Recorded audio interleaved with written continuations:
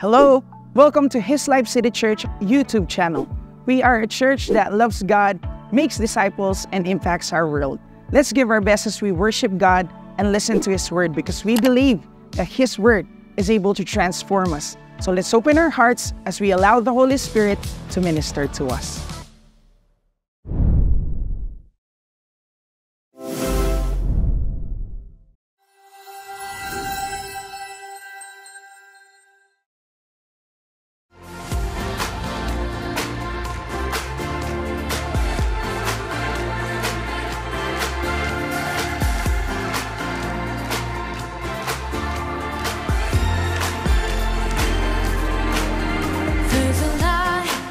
Shines with hope and grace fills the sky. With new mercy each day we're alive. Let your glory pour out, Jesus. There's a joy that overwhelms our souls, 'cause we know our God is in control. Overflow. Let your favor pour out, Jesus. Sit out. This is the day that the Lord has made. We will rejoice and be glad in it. This is the day that the Lord has made. We'll rejoice and be glad in it. We'll rejoice and be glad in it. Hands up! There's a joy that overwhelms our souls, 'cause we know our God is in control. Overflow. Let your favor pour out, Jesus. Shout His name, Jesus. Oh, this is the day that the Lord has made. We will rejoice and be glad in it. This is the day that the Lord has made. We'll rejoice and be glad in it. We'll rejoice and be glad in it.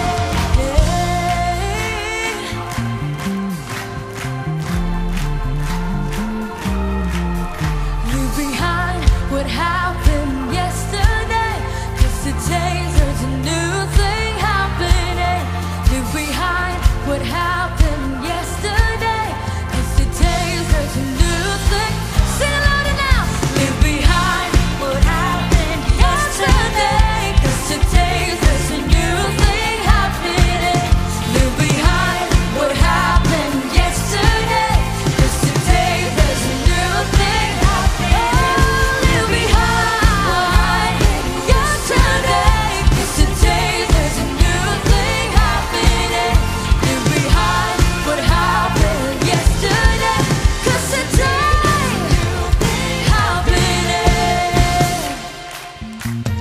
This is the day that the Lord has made. We will rejoice and be glad in it. This is the day that the Lord has made. We'll rejoice and be glad in it. This is the day the Lord has made. Be glad in it. This is the day that the Lord has made. We'll rejoice and be glad in it. We'll rejoice and be glad in it. We'll rejoice and be glad in it. Come on, give Him praise.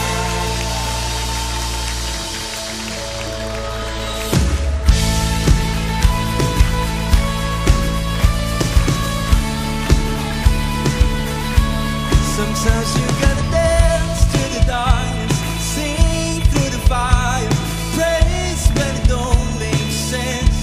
Sometimes you gotta stare down the giant, worship from the lion's den. Sometimes you gotta shout it from the mountain, louder in the valley, trusting that it's gonna get you there. Sometimes you gotta welcome the wonder, wait for the answer, worship with your hands in the air. I praise you anywhere. Praise, give me praise, give me praise in the highest praise. Give me praise in the highest. He is worthy.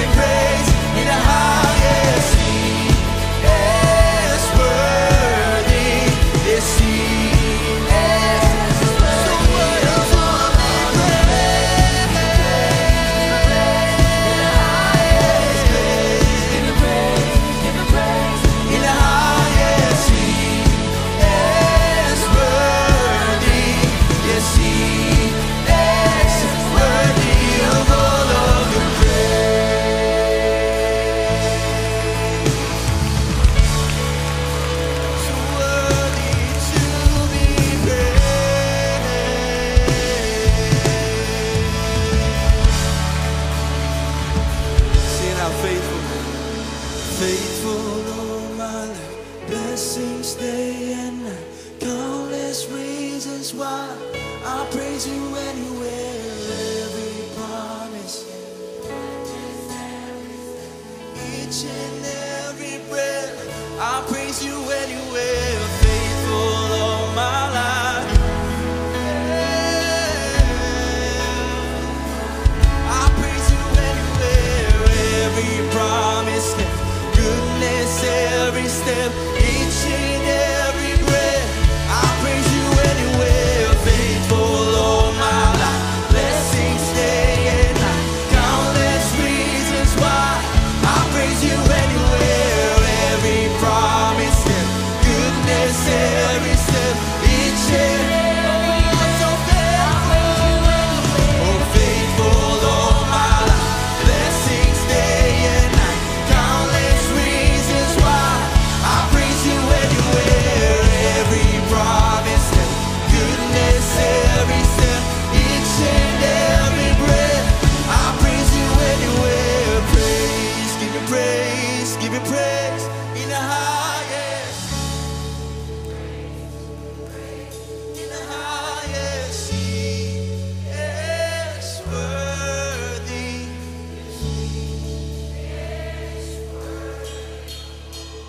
The praise, give me praise, give me praise in the highest. Praise, give me praise, give me praise in the highest. He is worthy. Yes, he is worthy of all of the praise.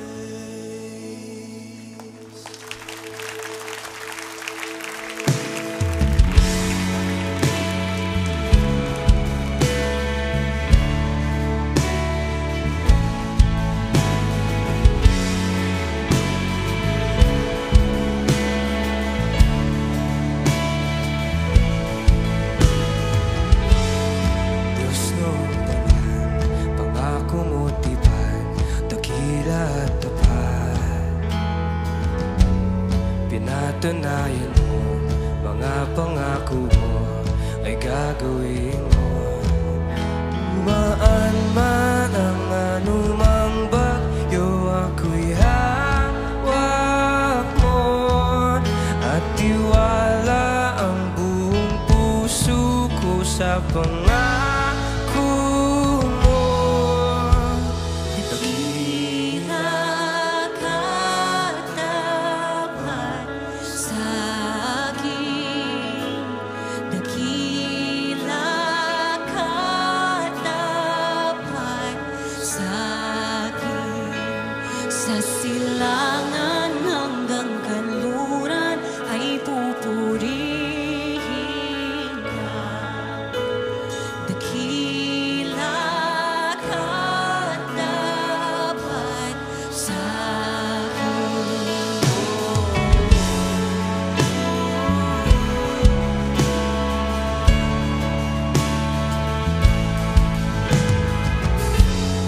Diyos ng kailanman, mundo'y lumipas man, di ka magwawagas.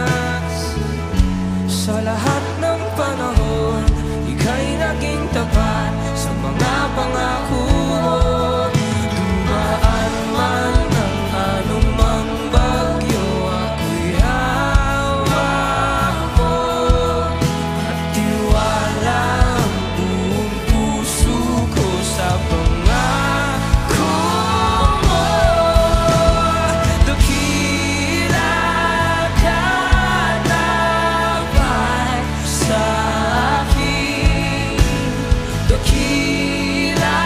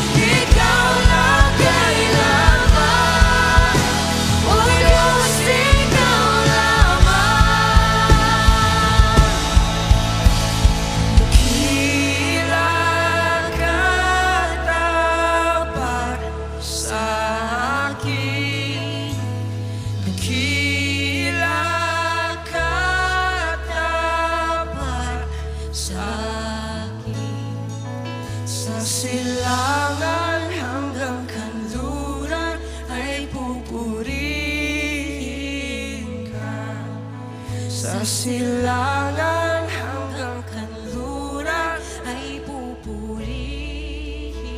O Diyos, sa silangan hanggang kanluran ay pupurihin ka. Dakila ka tapat sa akin.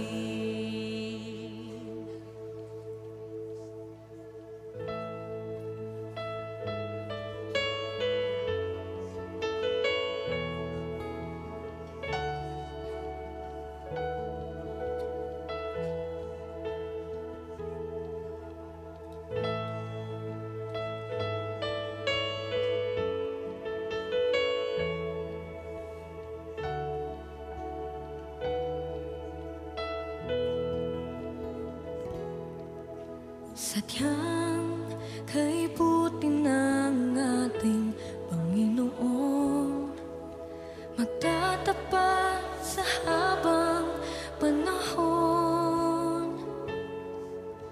Maging sa kabila ng aking pagkukulang, biyaya niya'y patuloy na laan.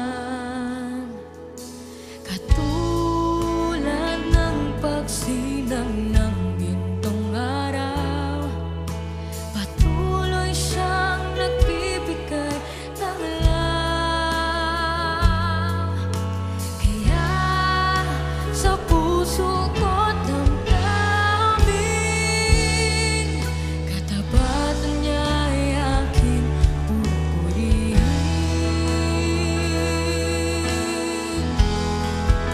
Awitin natin. Dakila ka, O Diyos, tapat ka ngang tunay, magmula pa sa ugat ng aming lahi.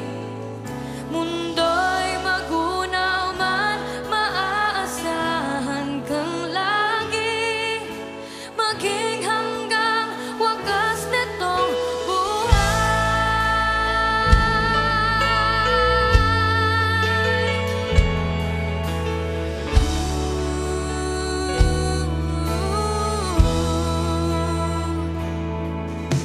Kaya, O Diyos, ika'y aking pupurihin. Sa buong mundo'y aking awitin. Dakila ang iyong katapatan, pag-ibig mo'y walang hanggan, walang hanggan. Dakila ka, O Diyos, tapat ka ngang tunay, magmula pa sa ugat ng aming lahi. Mundo'y magunaw man, maaasahan kang lagi, maging hanggang wakas nitong buhay.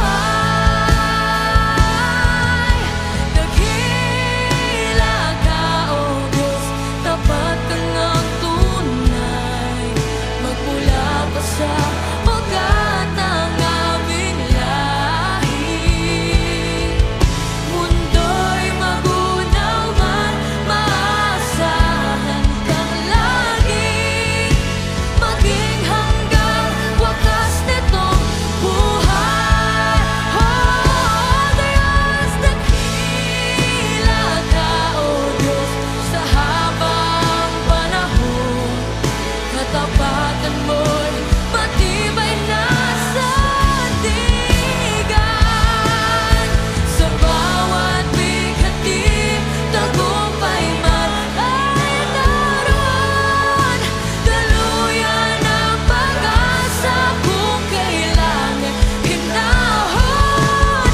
Pag-ibig mo'y lahat sa amin noon hanggang ngayon. Dakila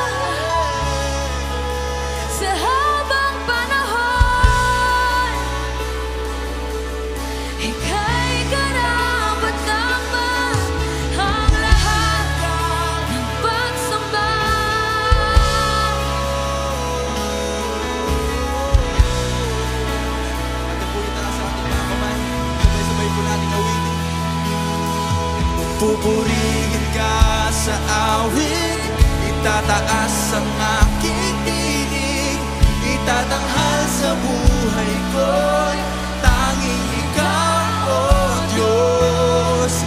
Higit pa sa kalangitan, ang iyong kalwalhatian, kadakilaan mo'y di mapapagdayan.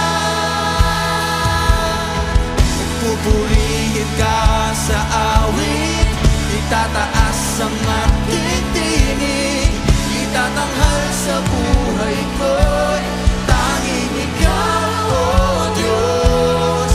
Higit pa sa kalangitan, ang iyong kalwalhatian, kadakilaan mo'y di mapapagdayan. Pupurihin ka sa awit, itataas ang aking tinig, itatanghal sa buhay ko'y tanging ikaw, O Diyos.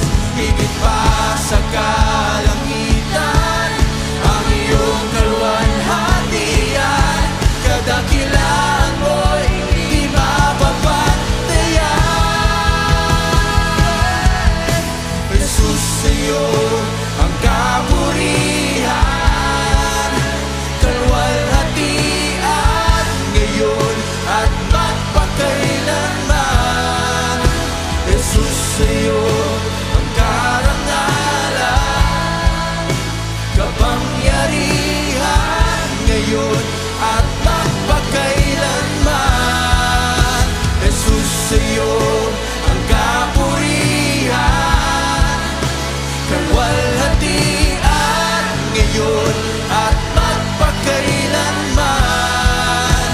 Jesus, sa'yo ang karangalan, kapangyarihan, ngayon at magpakailanman.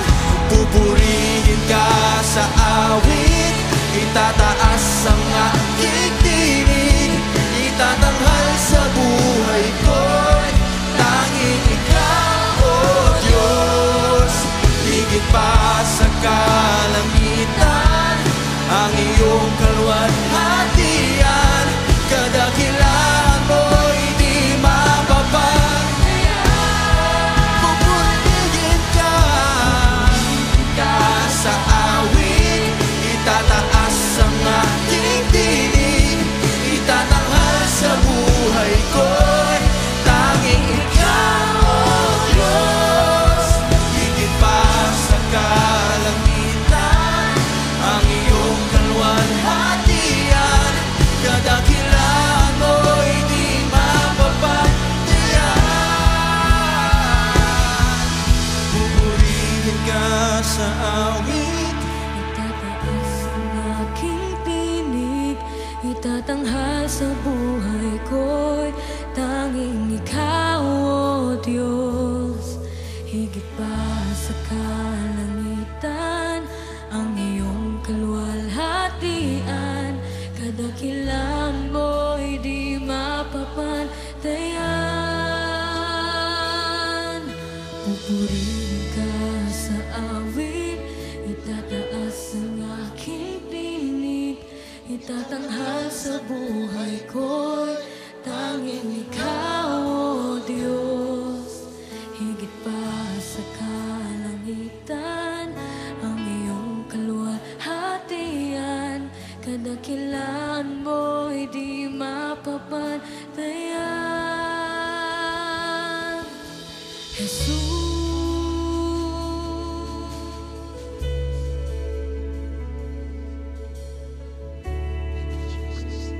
Salamat po, O Diyos, aming Ama, pinagpapala po namin ang inyong banal na pangalan. Karapat-dapat ka po ng lahat ng pagsamba. Karapat-dapat ka ng lahat ng pasasalamat. Dahil tunay kang mabuti, tunay kang matapat. Banal na Espiritu, kinikilala ka po namin sa aming kalagitnaan. O Diyos, aming Ama, salamat po sa inyong wagas na pagmamahal. Kristo Jesus, aming manunubos, salamat po. Pinagpapala ka po namin at tinadakila. kung meron po kaming marapat na tugon sa lahat ng inyong katapatan, ay ang magpasalamat sa inyo.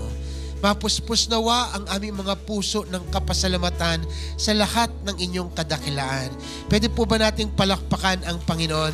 Ibigay po natin sa Kanya pinakamabuting palakpak. Sa ating po sariling paraan, pasalamatan natin siya. Let's just give thanks to the Lord because He's worthy of praise. Come on, church, give Him praise. Give the Lord praise. Praises that He deserves. Sige po, pasalamatan natin siya. Salamat po, Diyos, aming Ama. Salamat po sa inyong kagalakan na nagbibigay kalakasan sa amin. Salamat po sa inyong grasya na nagpatawid sa amin sa lahat ng panahon. Salamat po sa kahabagan, Panginoon. Salamat po, Diyos, sa kagalingan sa lahat ng karamdaman. Salamat po sa kaligtasan ng lahat ng mahal sa buhay. Salamat po sa pagtatawid mo sa amin sa lahat ng mga pagsubok. Salamat po, Diyos, aming Ama, sa iyong kapangyarihan, sa iyong kaluwalhatian, sa iyong karunungan. Salamat po, O Diyos, karapat-dapat ka ng lahat ng aming papuri. Sa inyo po, banal na Espiritu, ang diwa ng pasasalamat. Salamat po, Diyos. Come on, church, give Him praise. Palakpakan po natin ang Panginoon. Oh, we give you praise, God. Hallelujah! Come on, give Him praise. Hallelujah! Thank you, thank you, thank you, Jesus. Thank you, Jesus. You are most worthy of praise, O God. You are most worthy of praise, O God. Salamat po, Diyos, aming Ama. Salamat po, Panginoon. Sa inyo po ang papuri, sa inyong pagsamba. Ito po ang aming samot dalangin sa pangalan ni Kristo Jesus. Amen at amen. Palakpan po natin ang Panginoon. Praise God. Praise God. Praise God. Amen. Joy-filled New Year, everyone. Happy New Year po sa bawat isa at welcome po sa ating New Year special. Palakpan po natin muli ang Panginoon. Alright. Ang lahat po ng happy today, magsabi ng Amen. Ang lahat po ng happy today, magsabing ako yun. At dahil happy ka, ngayong araw, papalitan ko ang iyong pangalan. Simula ngayon, ang itatawag sa iyo ay Happy. Pakisabi sa iyong katabi, gusto ko, happy ka. Okay? Ang lahat po ng happy today, magsabi ng Amen. Are you ready for the Word of God? Are you ready for the Word of God? Are you ready for the New Year? Ang lahat po na ready magsabing Amen. Bago po kayo maupo, paki-high five po ang katabi nyo at sabihin nyo sa kanya, gusto ko, happy ka. Yan. Praise God. Salamat po. Pwede na po tayong maupo. Gusto ko lang pong itanong ngayong umaga bago tayo magpatuloy. Sino po dito ang pwedeng magsabi sa akin that you are confident enough na nakapaghanda na kayo para sa bagong taon? Yan. Pare-pareho lang po tayo, no? Yung handa na ba tayo talaga? O, okay. Yung paghanda po na hindi po yung medianoche o yung outfit of the day natin. Yung paghanda natin talaga. Alam niyo po ba that there are benefits or advantages of being ready and well prepared? And just to name a few, kapag daw po tayo ay nakahanda, whether yan ay pagpasok sa eskwelahan, pagbabalik sa trabaho, sa ating mga negosyo, o kahit sa mga relasyon, when we are prepared, there are benefits that we enjoy. One is, it increases your productivity. No? Nagiging mas mabunga tayo kapag handa tayo. It develops healthy habit. Nagkakaroon tayo ng malusog na pamamaraan sa buhay kapag tayo ay nakahanda. And it gives you the feeling of control. Hindi ka natatangay ng kahit sino kasi kapag wala kang plano, pwede kang tangayin ng mga nag-iimbita. Pero pag may plano ka, you are in control. Right? It also give you an improved confidence. Yan, sabi ko nga po, kahit wala kang gaanong alam, basta confident ka, mukha ka na ring matalino. Ang lahat po na matalino, magsabing amen. Baka naman confident lang. Right? So, kapag daw po nakaprepare tayo, if we are ready and well prepared, it improves our energy level. Ang lahat po ng prepared, magsabi ng Amen! Yan, Amen. Yung mga ganyang energy, yung makabasag talaga. Sabihin po natin, Amen! Ayan. Alam niyo po, kapag ready kayo ng ganyang ka-ready, i-bless kayo ni Lord ng higit pa dyan. Amen. All right. So, also, we have to understand as well that if we are ready, we are giving ourselves time. Ito pa po yung naiwasan natin, no? Sabi diyan, it increases your, number 7, it avoids being anxious and fearful. Tama nga naman, di ba? When you are ready, hindi ka magtatakot, hindi ka maninervous kasi napaghandaan mo. And it do not gives you the impulse to make impulsive decision, no? Makakaiwas tayo doon sa mga biglang decision, no? Pag hindi ka ready, na sales stock ka, tapos nakapag-decide ka, tapos pag uwi mo, nangasali-sali kung iniya mo. Alright? If you are ready and well-prepared, it keeps you being calm and cool on the changes around us. No? Lalo na po ngayon, yung dating biyahe natin na 5 minutes, naging 30 minutes o 1 hour kasi lahat ata ng kalsada sa buong Pampanga, ginagawa nila. Okay? So, eto pa po, kapag naka-prepare ka, you are not easily swayed by bad news. Kapag may narinig kang bad news, hindi ka nagre-react agad because hindi mo katatakutan ang mga bad news. Right? So, ngayon po, in line with this, gusto kong pag-usapan natin mabilis lang yung paghahanda natin sa bagong taon. Are you ready to prepare for the new year? Are you ready for the new year? Okay, 3 bagay lang po ito. Una, how can we get ready for the new year? Simple lang po. First, if we want to get ready for the new year, we have to consecrate ourselves before God. Dapat po italaga natin sa Diyos ang ating mga sarili. Right? So, paano po ba natin itatalaga ang ating sarili sa Diyos? Okay? Sabi po ni Joshua, dyan sa Joshua chapter 3 verse 5. But before reading that, gusto ko pong balikan natin yung text natin sa Joshua chapter 3 verses 1 to 5. Allow me to read Joshua chapter 3.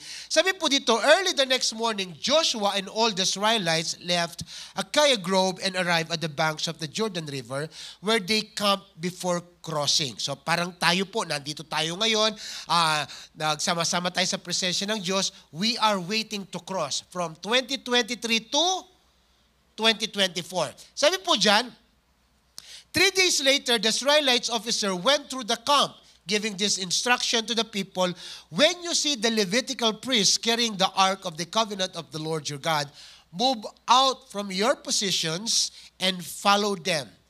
Since you have never traveled this way before, they will guide you. Stay about half a mile behind them, keeping a clear distance between you and the ark. Make sure you don't come any closer. Verse 5, then Joshua told the people, purify yourselves for tomorrow. Ano pong meron bukas? Anong meron bukas? New Year. For tomorrow, in New Year, as sabi dyan, the Lord will do great wonders among you. Amen. Amen. Sino po naniniwala na may mga gagawing himala ang Diyos sa bagong taon? Amen. Kaya lang ho, katulad ng ginawa ni na Joshua. Okay? Background story po. Ang kwento po nito natin binabasa ay nandun po sa sitwasyon na kung saan lilipat ang bansang Israel across the Jordan River. Pero sa totoo lang, ang paglipat po nila, meron po silang kailangang gawing preparasyon. At ang preparasyon yun, ito po, ang isa sa preparasyon gagawin nila, yung sinabi ni Joshua sa kanila, which is what I'm suggesting to us today. For us to cross over to 2023, we need to consecrate ourselves before God. Sabi po ni Joshua, purify yourselves before the Lord because tomorrow the Lord will perform miracles among you. Ano po bang ibig sabihin ng consecrate?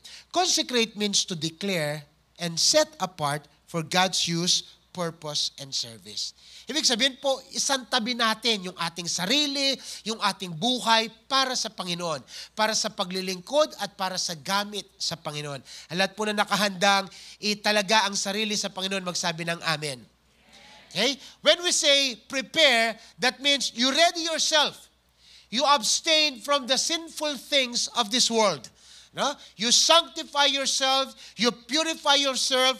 In short, be holy as your Father in heaven is holy. Kung paano pong sinabi ni Joshua sa mga Israelita, bago tayo lilipat ng Jordan, what is beyond the Jordan River? Ano po ba ang nandun sa Jordan River? Bakit kailangan nilang lumipat?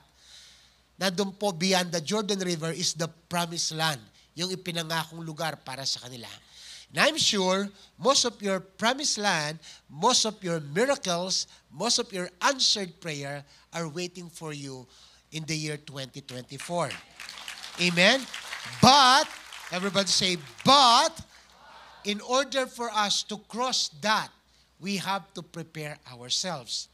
And one way of preparing is to consecrate yung mga sarili natin. Ang lahat po na nakahandang mag-consecrate na sarili na magsabing, Amen.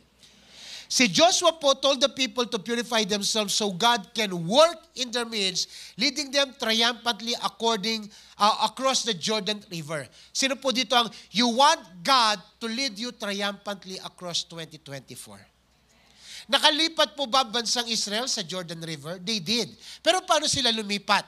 Okay? Sumakay po ba sila ng bangka para makalipat sa Ilog Jordan? Hindi.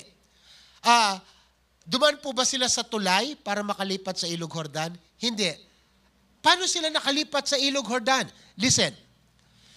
When the priest, the bearer of the ark, nung yung mga saserdote po na may dala ng arko, when they step on the river bank, pagtungtong nila doon sa pangpang ng ilog, the Jordan River was separated into two.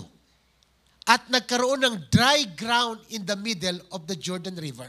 At sabi po ng Biblia, the whole nation Israel was able to cross the Jordan River while the presence of God was in their midst. Sino po naniniwala na sa taong 2024, sasamahan tayo ng Diyos? Lahat ng ilog, lahat ng dagat, hahatiin niya para makatawid tayo. Amen? But of course, we have to understand, for that to happen, we need to consecrate ourselves before God. Sabi ko nga po, ang tamang panalangin dito ay, sarili ko'y ihahanda para sa iyo at ang mga himala ay susunod na lamang. Kapag yung buhay natin tinalaga natin sa Diyos, kapag yung buhay natin ipinagamit natin sa Diyos, hindi na natin kailangang hanapin ang mga himala. Kasi ang mga himala ang susunod sa atin. Amen. Come on, palakpakan po natin ang Panginoon. And for that to happen, we need to consecrate ourselves before God. And consecration means, ang sabi po ng Romans 12 verses 1 and 2 from the CEV, so brothers and sisters, because of God's mercies, I encourage you to present your bodies as living sacrifice that is holy and pleasing to God. Pakilabas po ang ating mga salamin at itapat sa ating mga mukha at tanungin nyo si Api, pleasing ka ba sa Lord? Samahan niyo po ako. Huwag niyo lang pa. Everybody bring out your mirror. Put them in front of you. Okay? Yung pong susunod, i-bless ni Lord. Yung nanonood lang, ewan. Okay, bring the mirror in front of you. And you ask the person in the mirror, sabihin mo, Api, napi-please ba si Lord sa'yo? Yan. Kasi kapag na-please si Lord sa'yo, no, alam na natin ang kasunod. Di ba? So, wag po nating ibuhos yung sarili natin, yung emosyon natin, yung lakas natin sa maling bagay. Italaga po natin yung ating buhay, yung ating oras, yung ating lakas para sa Panginoon.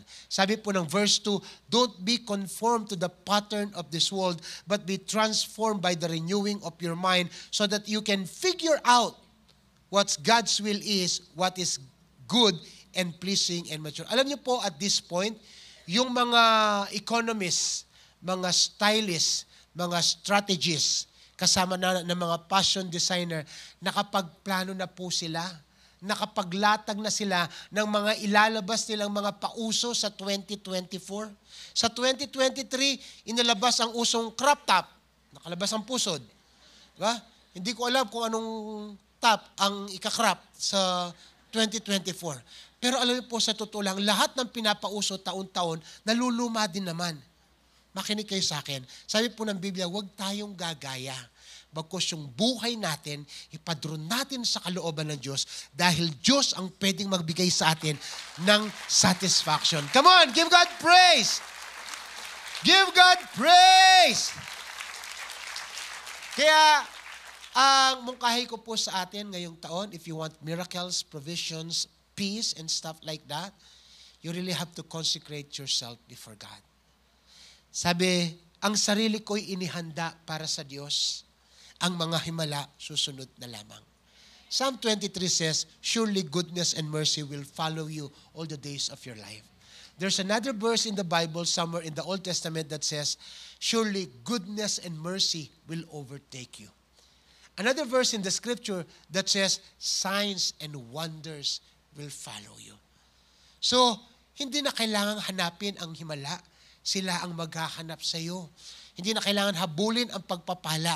Sila ang hahabol sa iyo. Anong dapat natin gawin? Consecrate yourself before God. Be holy, be righteous before God. Ito po ang dagdag ng Matthew chapter 6, verse 31. So do not start worrying. Yan. Tama ka niyan eh. Pag medyo-noche tayo mamayang gabi. Kaya ba't bukas ng umaga, maagang-maaga, nag-iisip ka na, nagwo-worry ka na. O karinta ka niya kumampamayad ka rin niluto tanabing. Yan. Okay. Kung wala pong ipambibili, wag nang mangutang. Amen. Para simula ng bagong taon, malinis, walang utang. Amen. If you don't have anything to prepare, don't borrow. Just prepare the plates, prepare the spoon and fork, and believe God, He will provide. Maniwala po kayo. Kakatok sa inyo mga pintuan ng food grab. Hey? Sabi po ng Biblia, so do not start worrying. Ano mga mino-worry natin? Where will my food come from? It will come from the food grab. Huwag mo nang alamin sino magpapadala basta may darating. Or my drink. Yung nga po mga Israelita, pinainom ng Diyos sa bato nung nasa disyerto sila. Malay mo, painumin ka ng Lord mula sa bubong. Ha? Sabi diyan, or my clothes. Saan magagaling yung pagkain ko, yung inumin ko, yung dadamitin ko? Huwag na ho kayong mag-alala. No? Alam ni Lord na kailangan natin ng damit. Salamat sa sponsor, di ba? Okay? Kung walang sponsor, wag po kayo mag-alala. Maraming mga thrift store. Ha? Magsipag lang kayo sa mga thrift store.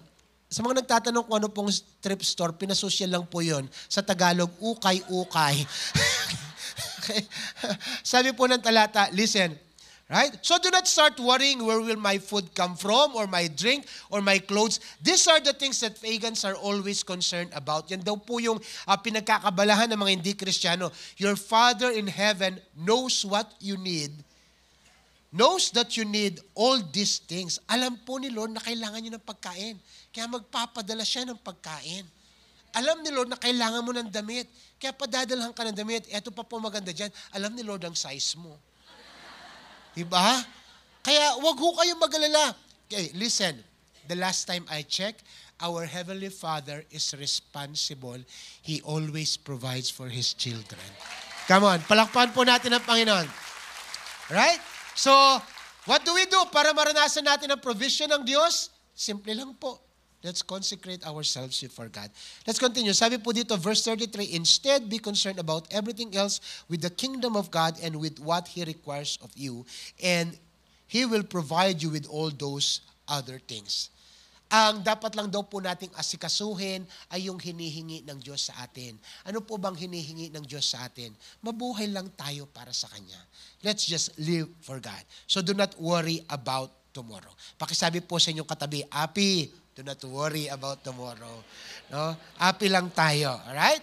So, how do we prepare for the new year, for 2024? First, consecrate yourself before God. Second, how can we get ready for the new year? Follow His presence. Meaning, we have to pursue God. We have to follow hard after God. Do not let anything to distract you in pursuing God's presence. Your intimacy with God will determine the miracles that will happen in you this coming 2024.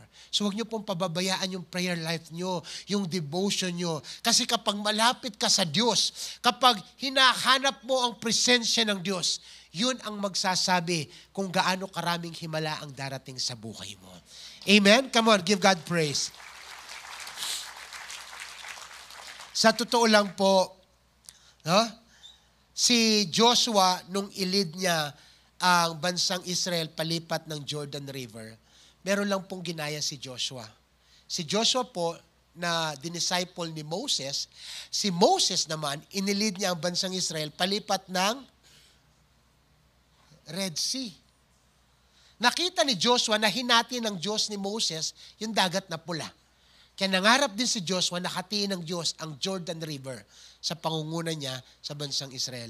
Pero si Moses po, sa pagsunod niya sa presensya ng Diyos, gusto niya sa lahat ng kanyang lakad, sa lahat ng kanyang desisyon, mangunguna ang Diyos sa kanya. Makinig ko kayo sa akin. Sa taong papasok, huwag tayong pupunta sa mga lugar na hindi tayo siguradong sasamahan tayo ng Diyos. Don't go to places that you cannot bring the presence of God with you. Don't attend to schedules or meeting that you are not sure that God is going to be with you. Dahil sa totoo lang, yung ating kaligtasan, yung ating pabor, yung ating pagpapala, nakasandalian doon sa alam mo na sa lahat ng lakad mo, sasamahan ka ng Diyos. Si Moses po, gusto niya na samahan sila ng Panginoon. Sabi niya sa Panginoon, Lord, kung di mo kami sasamahan, huwag mo na kaming alisin dito. Let's read. Sabi po sa Exodus 33 verse 14, okay? Let me read, starting verse 14.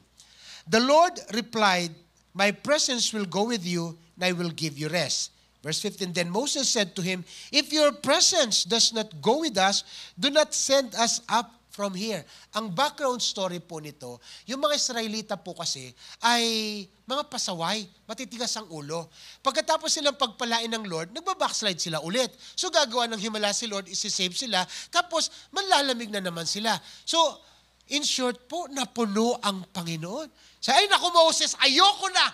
Lumarga na kayo, magpunta kayo sa promise na hindi ko na kayo sasamahan. Magpapadala na lang ako ng anghel. Napuno ho si Lord. Pero si Moses, hindi ho siya pumayag, nakiusap siya sa Diyos. Ang sabi ho ni Moses sa Lord, sabi niya, Lord, kung hindi kami sasamahan ng presensya mo, huwag mo na kaming paalisin dito. That should be our attitude on 2024.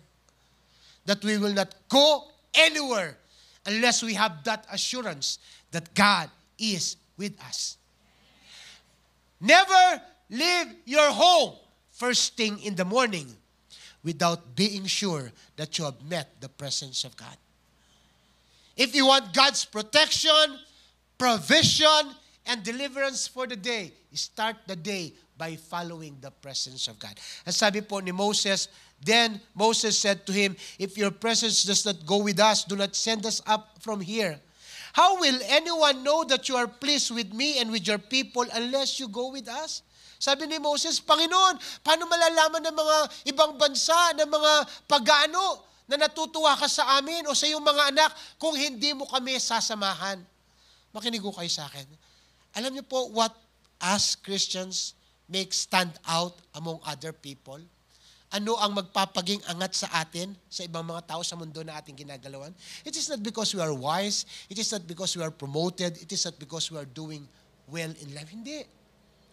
Alam niyo po ano magpapaangat sa atin sa iba? Anong magpapaging kapansin-pansin sa atin? Wherever you go, if you have the presence of God with you, people will sense it. They will know that you are back up with something powerful. And that's the presence of God. Amen? Amen? Kaya nga ho, importante sa taong ito, wag kung sino-sino ang ifa-follow nyo. Wag kung sino-sino ang susundan natin. I encourage you, follow hard after God.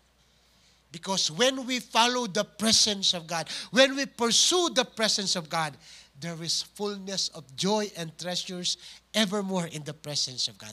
Maalala ko lang po, meron siyang malit na kwento. Sabi mo sa katabi mo, malit lang daw yung kwento. Malit na kwento lang po. Meron pong isang tuta, sabihin natin tuta. Okay. Meron pong tuta na binubuli ng malaking aso. No?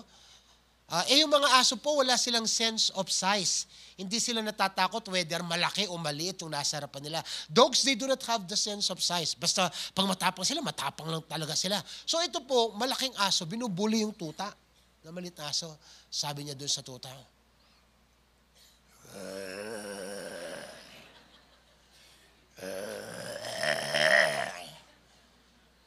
Yung aso po, hindi naman siya natatakot. Sabi niya, wow, wow. Tuta pa kaya yung tunog niya, tuta pa rin. Wow, wow. Binubuli siya ng malaking aso. Sabi,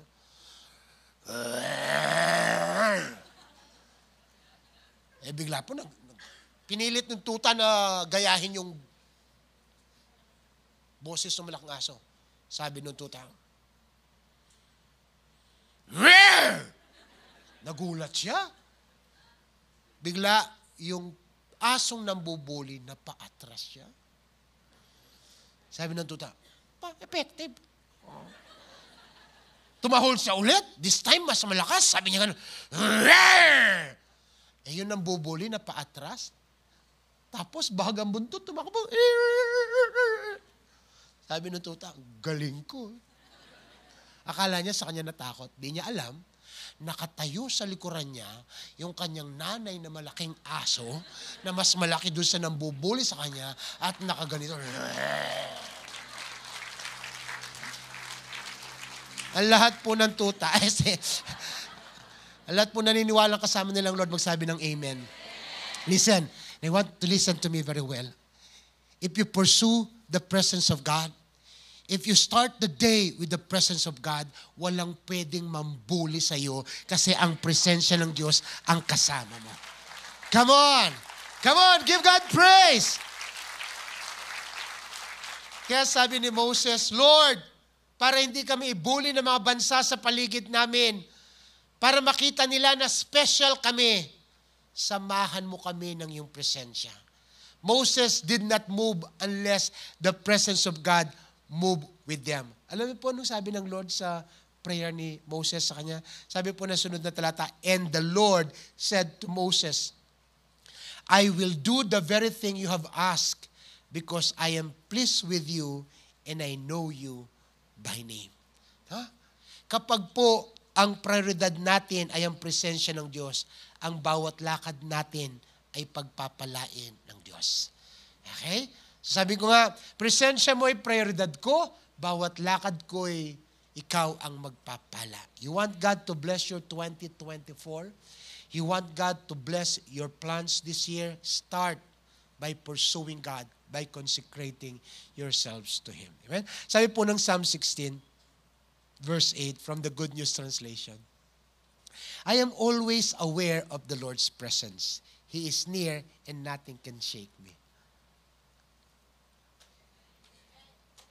Kapag daw alam mo yung presensya ng Diyos, kapag inuuna mo ang presensya ng Diyos, walang pwedeng magpanginig sa'yo. Walang pwedeng manggulat sa'yo. Okay? Sabi po ng sunod na talata, verse 11, you will show me the path that leads to life. Your presence fills me with joy and brings me pleasure evermore. Ito yung sinasabi ko sa inyo kanina. Magsusulputan na naman ang maraming bago, maraming uso sa 2024. Pero ang magpupuno lang talaga sa atin ng pleasure, ng kagalakan, ng kapayapaan, Diyos lang po. At ang kagandahan nito, ang Diyos hindi nagbabago. Ang Diyos hindi nawawala sa uso. Come on, palakpan po natin ang Panginoon. Hallelujah. So, nararamdaman nyo na po bang ready na tayo for 2024? Are you beginning to feel that we are getting ready? Okay? First, consecrate yourself before God. Second, pursue or follow the presence of God. Lastly po, dito tayo magtatapos, trust His faithfulness. Amen. Sige po, palakpan natin ang Panginoon. The year 2024 is something that we do not know. But we can trust that God is faithful and He will see us through. Itatawid tayo ng Diyos. Sabi po ng Psalm 37 verses 3 to 5 from the New King James Version, trust in the Lord and do good. Dwell in the land and feed on His faithfulness. Huwag ho nating pakainin ang sarili natin ng kung ano-ano. Huwag ho tayo mag-spend ng time sa mga pinapanood natin, pina-follow natin. Okay? Bagkus tayo po ay busugin natin ang sarili natin sa mga kwento at patuto na sobrang naging matapat ang Diyos sa atin. Makinig po kayo sa akin. Sa loob ng 12 buwan, sa loob ng 365 araw, hindi tayo pinabayaan ng Diyos at sobrang naging matapat siya. Amen? Kaya nga po, if you have time later, I encourage you, find a notebook, find a piece of pen, and number it ng 365. At isulat mo lahat ng dahilan kung bakit naging tapat ang Diyos sa iyo. Pag napuno mo ang 365, kulang pa yon. Alam mo bakit? Kasi sa bawat araw, sobrang tapat ang Diyos sa atin. Ramdam man natin o hindi.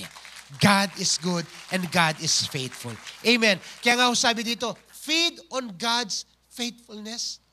Busugin natin yung ating puso, yung ating kaisipan sa mga katapatan ng Diyos. Delight yourself also in the Lord and He shall give you the desires of your heart. Verse 5, commit yourself to the Lord, trust also in Him, and He shall bring it to pass. I like that. No? He shall bring it to pass. Ilang oras na lang po ang 2023. Okay? 12 hours na lang. Mamaya, 12 midnight, tapos na ang 2023. Tanong, pinabayaan ba tayo ng Diyos?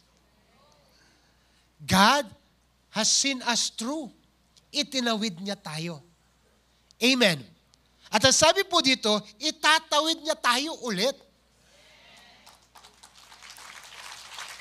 Dahil sa totoo lang po, when I say feed on God's faithfulness, I want you to understand that God is the Alpha and the Omega.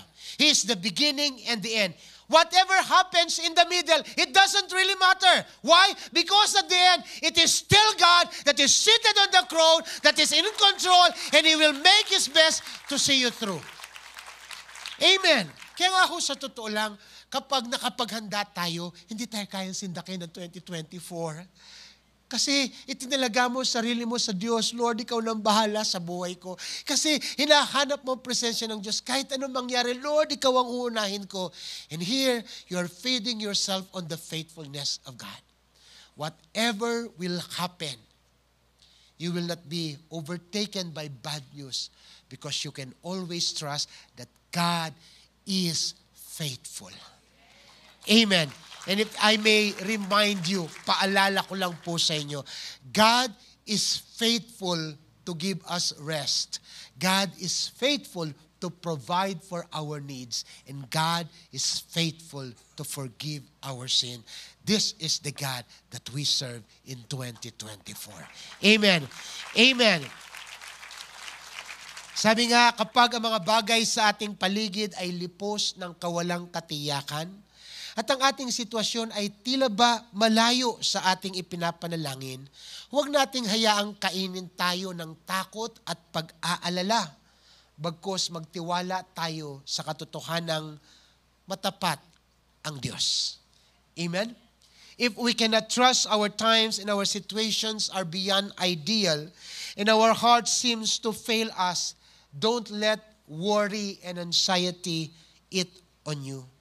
Instead, feed on God's faithfulness. Paano ho tayo magtitiwala sa katapatan ng Diyos? Simple lang po. Una, tayong lahat ay tumayo. Okay? How do we trust God's faithfulness? One, you can start by counting your blessing. Sabi po ng isang author, count your blessing and they multiply. If you begin to count your blessing, you realize that God is faithful. Later, as you share your food over dinner, you start counting your blessing. Magpasalamat, salamat sa Diyos. Sabi mo, Lord, salamat po sa aming bahay, salamat po sa aming sasakyan, salamat po sa aming mga magulang, salamat po sa aking asawa, salamat po sa aking anak, salamat kay kuya, kay ate, kay bunso, salamat kay yaya, salamat sa driver, salamat sa aso, salamat sa pusa. We will never run out of things to be grateful about. That's why you want to trust on God's faithfulness, start counting your blessing. Next, you enumerate your miracles. No? Lahat po na may asawa magsabing amen. Isang Himalayan, ipagpasalamat mo sa Diyos. Amen? And you will receive your miracle. Okay? Recall your blessings. Enumerate them. Sabi po dito, recall God's provision. No? Yung mga utang na binayaran ni Lord, balikan mo yon. Tapos tandaan mo, huwag ka na mangungutang ulit. Okay? Recall God's provision.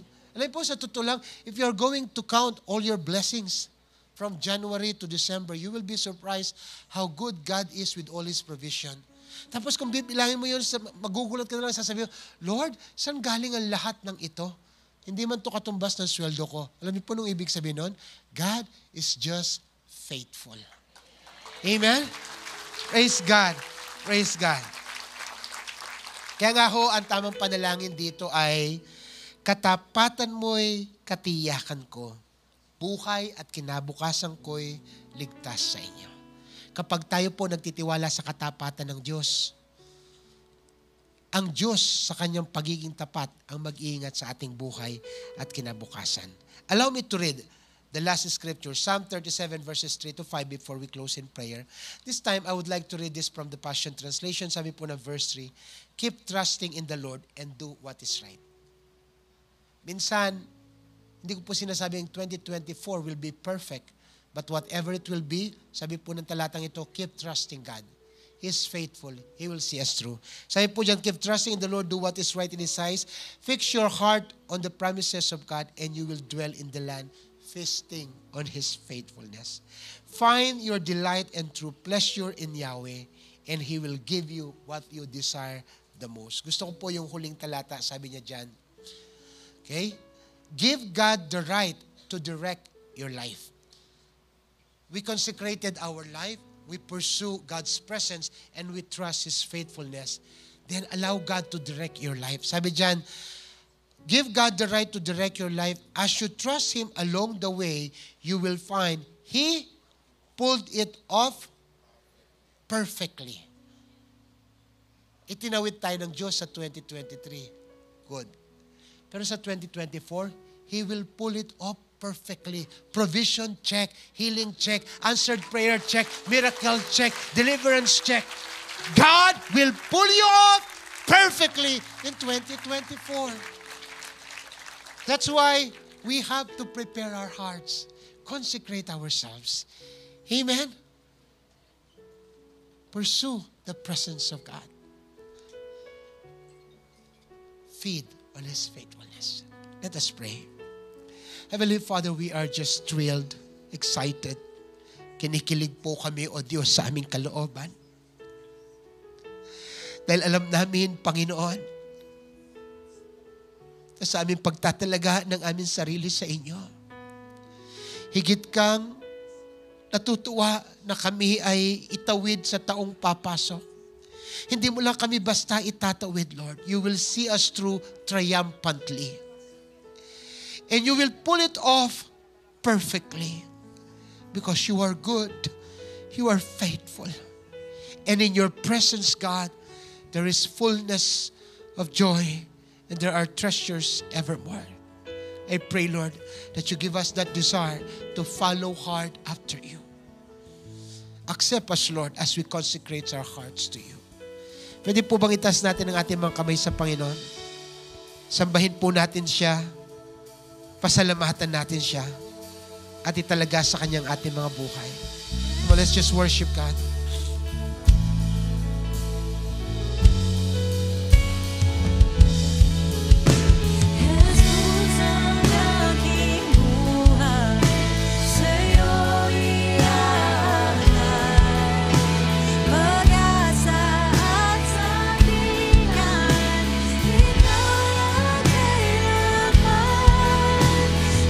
Jesus ang aking buhay, sa'yo'y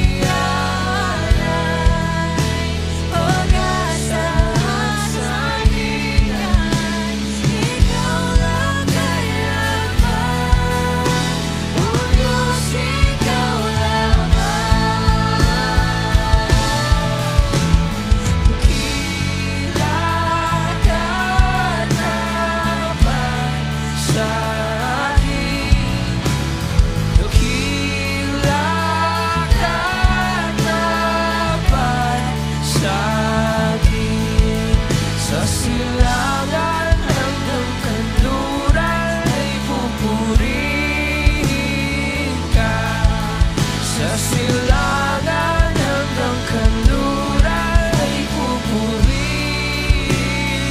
ka. Sa silangan hanggang kanluran ay pupurihin ka. Dakila ka tapat sa akin.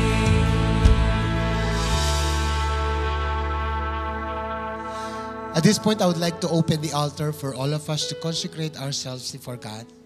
Wala na pong pinaka-akmang paraan ng paghahanda para sa bagong taon, kundi italaga natin sa Diyos ang ating mga buhay.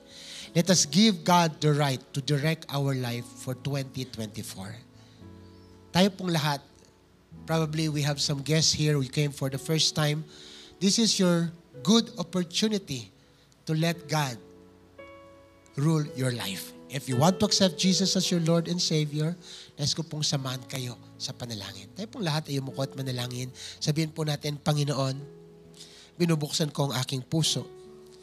Muli kong tinatalaga sa inyong aking buhay. Patawarin niyo po ako sa mga maling desisyon, maling relasyon, at maling pamumuhay. Dalangin ko po ngayong araw. Patawarin niyo ako sa lahat kong kasalanan. Salamat po sa ginawa ni Kristo sa krus ng Kalbaryo para sa akin. Sa iyo ko lang po isasandal ang aking buhay. Binibigyan ko po kayo ng karapatan na manguna sa aking buhay. Simula po ngayong araw, susunod ako sa inyo, mamahalin ko kayo, paglilingkuran ko kayo.